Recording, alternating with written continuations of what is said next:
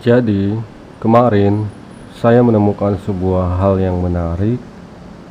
Ada seseorang mengatakan begini, Jakarta jangan cuma bangun-bangun fasilitas infrastruktur aja, jangan cuma bangun-bangun trotoar aja, bangun taman-taman aja, mentalitas warganya juga dibangun. Ini hal yang menarik untuk dibahas. Tapi sebelum saya lanjut, saya akan menyapa Anda. Halo guys, kali ini saya akan jalan-jalan menikmati suasana malam di Jakarta sambil membahas sebuah hal yang menarik. Jadi, kemarin saya menemukan sebuah postingan di sebuah media sosial tentang perubahan wajah Jakarta saat ini. Postingan tersebut memperlihatkan wajah baru Jakarta yang mirip dengan kota-kota di negara maju. Namun, tentu yang paling menarik adalah membaca komentar-komentar netizen. Banyak komentar yang mengapresiasi perubahan wajah baru Jakarta, namun ada pula komentar-komentar miring, suatu hal yang lumrah dalam dunia demokrasi. Tapi saya menemukan sebuah komentar yang cukup menggelitik bagi saya. Ada sebuah akun yang komentarnya berbunyi seperti ini.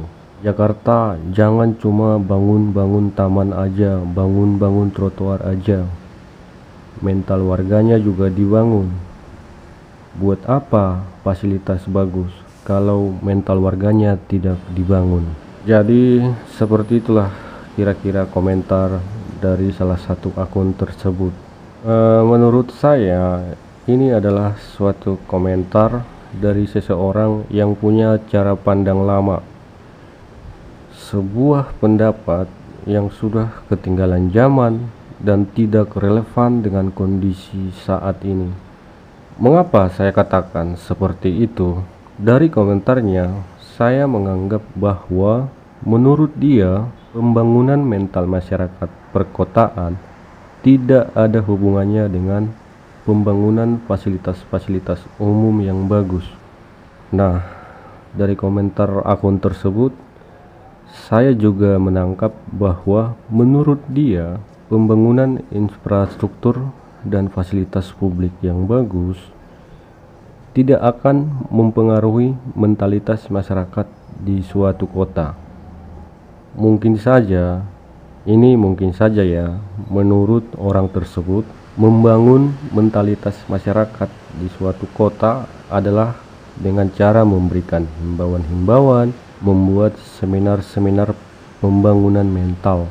Ya, memang kegiatan-kegiatan tersebut adalah salah satu upaya dalam membangun mental masyarakat suatu kota agar mengarah ke hal-hal yang baik, seperti misalnya kedisiplinan dalam membuang sampah, kedisiplinan berlalu lintas, dan masih banyak lagi.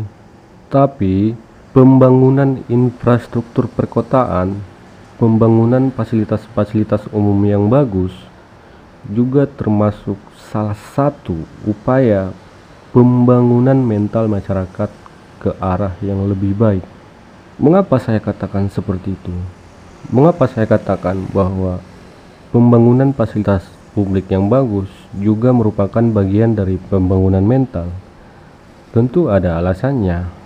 Pembangunan infrastruktur perkotaan, pembangunan fasilitas-fasilitas umum yang bagus itu dapat mengubah cara pandang dan perilaku seseorang dalam banyak hal. Mengapa saya katakan seperti itu? Sebagai contohnya dalam segi transportasi, yang buat orang malas naik transportasi umum karena fasilitasnya tidak memadai, waktu yang tidak efisien, sering telat, dan masih banyak lagi. Nah, dengan membangun fasilitas transportasi umum yang memadai dan terintegrasi, perlahan-lahan masyarakat akan berpindah ke transportasi umum. Contoh lain, komuter lain misalnya. Dulu orang sering naik di atap karena gerbong komuter lain yang ada saat itu tidak cukup menampung penumpang yang begitu banyak. Dengan penambahan gerbong dan penambahan jadwal, orang tidak perlu lagi naik di atap komuter lain. Orang tidak perlu lagi bergelantungan di atas komuter lain. Jadi ini salah satu contoh ya. Fasilitas-fasilitas umum yang bagus itu dapat mengubah perilaku masyarakat, yang ujung-ujungnya bermuara pada pembangunan mental. Apalagi sekarang dengan sistem integrasi Transjakarta yang terus diperluas, tentu saja membuat masyarakat perlahan-lahan beralih menggunakan angkutan umum. Dampaknya apa? Dampaknya kemacetan berkurang, polusi udara berkurang, yang ujung-ujungnya juga bermuara pada peningkatan kualitas kesehatan masyarakat. Lalu kalau saya kaitkan lagi dengan pembangunan trotoar dan taman-taman, tentu sangat punya dampak besar bagi pembangunan mental. Trotoar ini contohnya, ini adalah bagian dari transformasi di bidang transportasi. Bunga-bunga dan pepohonan di trotoar ini juga memberi efek rekreasi. Begitu juga dengan taman-taman, sudah pasti dapat digunakan sebagai tempat rekreasi. Yang kita semua tahu, rekreasi berguna bagi kesehatan mental kita. Trotoar semacam ini selain dapat mengurangi emisi karbon, juga dapat mengurangi ancaman kesehatan. Dengan berjalan kaki dapat meminimalisasi ancaman kesehatan yang mungkin terjadi. Ditambah lagi dengan kehadiran taman-taman dan ruang-ruang terbuka hijau, trotoar-trotoar seperti ini menjadi bagian dari penerapan infrastruktur hijau. Ada sebuah penelitian dari sebuah yayasan kesehatan mental di Inggris pada tahun 2009, yaitu Mental Health Foundation, telah menemukan bahwa keberadaan ruang-ruang terbuka hijau sangat berpengaruh terhadap kondisi kesehatan masyarakat, di antaranya seperti obesitas, sistem peredaran darah, asma, dan juga kesehatan mental masyarakat. Jadi kalau ada yang mengatakan Jakarta jangan cuma bangun-bangun fasilitas publik aja, jangan cuma bangun taman-taman aja, kesehatan mentalnya juga dibangun, kesehatan mental masyarakat juga dibangun. Nah, saya yakin orang yang komentar tersebut tidak paham nih, apa hubungan fasilitas publik, fasilitas umum yang bagus dengan hubungannya dengan kesehatan dan pembangunan mental masyarakat di suatu perkotaan. Itu juga merupakan bagian dari pembangunan mental masyarakat. Ada begitu banyak manfaat taman dan ruang-ruang terbuka hijau bagi masyarakat yang akan berpengaruh juga pada kesehatan mental masyarakat di suatu kota. Misalnya di Jakarta, ruang-ruang terbuka hijau selain berfungsi sebagai taman, juga dimanfaatkan sebagai tempat penampungan air. Seperti kita tahu, rata-rata permukaan tanah di Jakarta telah tertutup beton, telah tertutup aspal. Oleh karena itu, keberadaan taman-taman baru akan menambah daerah resapan air yang tentunya akan berdampak bagi lingkungan hidup, yang ujung-ujungnya juga berpengaruh terhadap pembangunan mental masyarakat. Contoh lainnya, trotoar yang saya lintasi ini begitu bagus, lebar, nyaman. Di beberapa titik disediakan tempat sampah.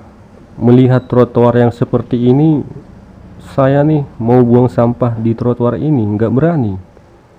Jadi segan saya melihat trotoar ini. Nggak tega saya buang sampah di sini.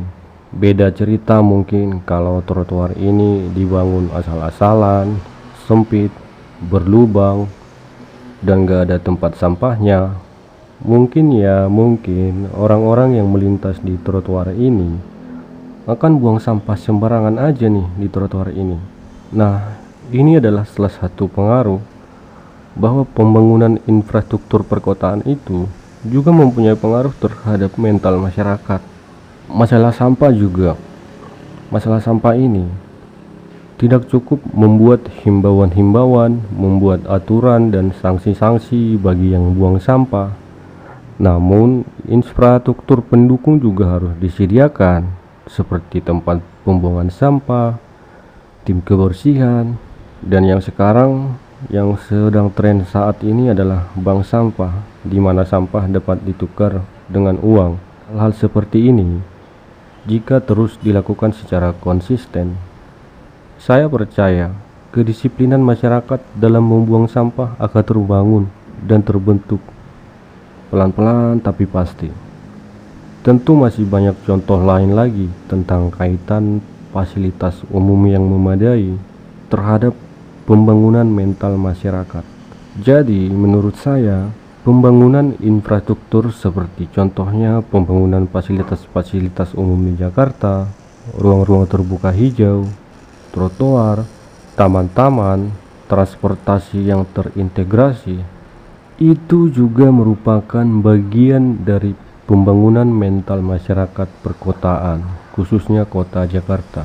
Jadi kalau ada yang bilang Jakarta jangan cuma bangun-bangun taman aja, jangan cuma bangun-bangun trotoar, jangan cuma bangun fasilitas infra, berarti dia nggak paham hubungan dari infrastruktur perkotaan terhadap pembangunan mental masyarakat di suatu kota. Jadi apa yang dilakukan Jakarta sekarang dengan membangun berbagai fasilitas umum yang baik, itu juga merupakan bagian dari pembangunan mental masyarakat. Baiklah sobat, cukup sekian jalan-jalan sore saya kali ini. Jalan-jalan sore sambil menikmati kota Jakarta. Jika ada perkataan saya yang salah atau yang kurang berkenan, saya mohon maaf. Jangan lupa subscribe, like, dan komen agar Anda tidak ketinggalan video-video terbaru saya, karena saya akan menjelajah tempat-tempat keren di Jakarta yang mungkin bisa jadi destinasi pilihan bagi Anda. Terima kasih, sampai jumpa.